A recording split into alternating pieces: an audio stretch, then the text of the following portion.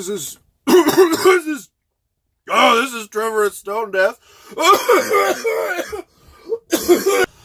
This is Trevor at Stone Death, and I'm here to give you my review of Rendered Helpless's new album titled Suffer Seraphim.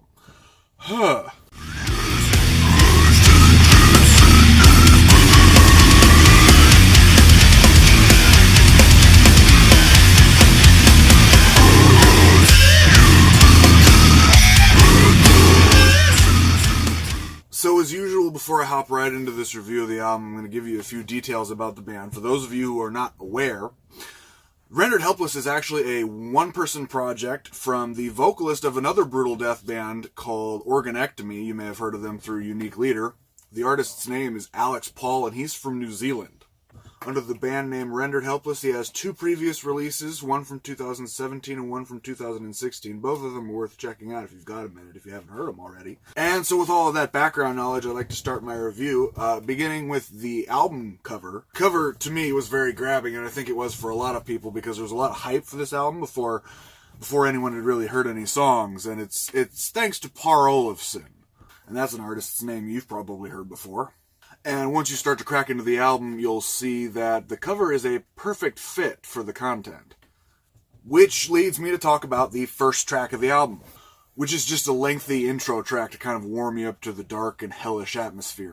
The track utilizes an audio sample from the film Dracula Untold that, in combination with some really eerie singing and a slowly rising riff, really makes the intro chilling and climactic, so it's a real butt clencher.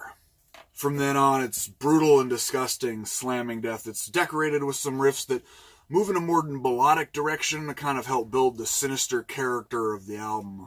The slams are low and slow, and the chunky bass tone makes the low end hit hard enough to drop angels out of the sky.